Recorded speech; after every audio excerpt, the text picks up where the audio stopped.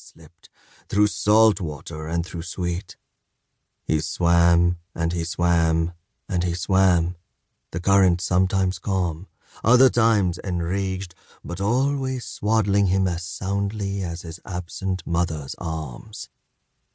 Yet all things must come to their natural end, and in due course the young man found he had exhausted the cosmic supply of water in which to play. But despite his promise, he was not yet ready to return home. He desired one last great plunge, but that would require finding a new medium in which to move. First, he tried sand. Then he tried soil. He readily dismissed both, for they offered neither water's buoyancy nor its flow. If the earth was of no use, then he would try elsewhere. Above him swelled the sky, its fleecy clouds so like the froth of his beloved white-capped sea. The young man's questing heart kindled with joy. For what else was the firmament but a boundless ocean of air? He would, he determined, swim through the sky. Lacking the wings of the glorious Mansadevi, he searched for ways to ascend. He tried to scale the sky, to catch hold of a cloud, to barter for passage with a bat in flight. For centuries, he only fell back down. At last, weary and feeling the pull of his age-old promise, the young man nearly gave up. Thunderheads blustered above him, darkening the heavens from brightest day to a semblance of deepest night. Their needles of rain stabbed down as Lord Indra seethed upon his throne in the clouds. Then a single ray of Lord Surya's golden light burst through the gloom. Where it grazed the walls of rain, Lord Indra's Meghdhanush appeared. In its arc of 7 bold colors, the young man found his answer. But Lord Indra never brought out his bow for long. The young man scampered up its vast curve.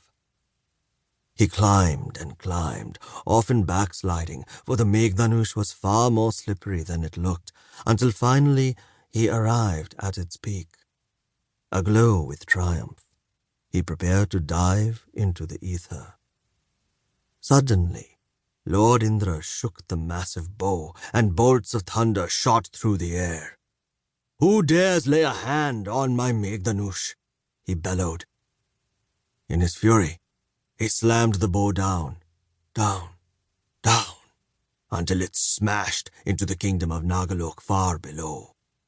Down, too, tumbled the young man. And so he swam through the sky. Where the bow struck the soil, it shattered, all 7 colors fragmenting into crystals. Rubies, carnelians, topazes, emeralds, sapphires, lapis lazuli, and amethysts, and many others besides. Lord Indra retrieved his bow and resumed his business, heedless of the jewels sparkling behind him. They, in turn, sank deep within the crust of our world, where they multiplied into the limitless riches that bless us today.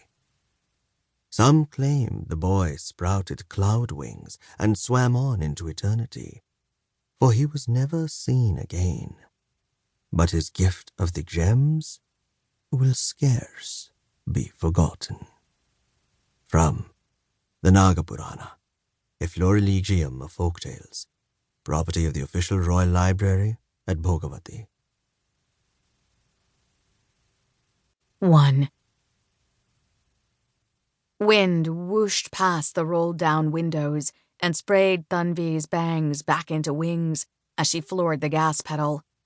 The old Honda Civic's engine growled in response, underscoring the music blasting from her phone, and the tires gobbled up the curving highway mile by mile.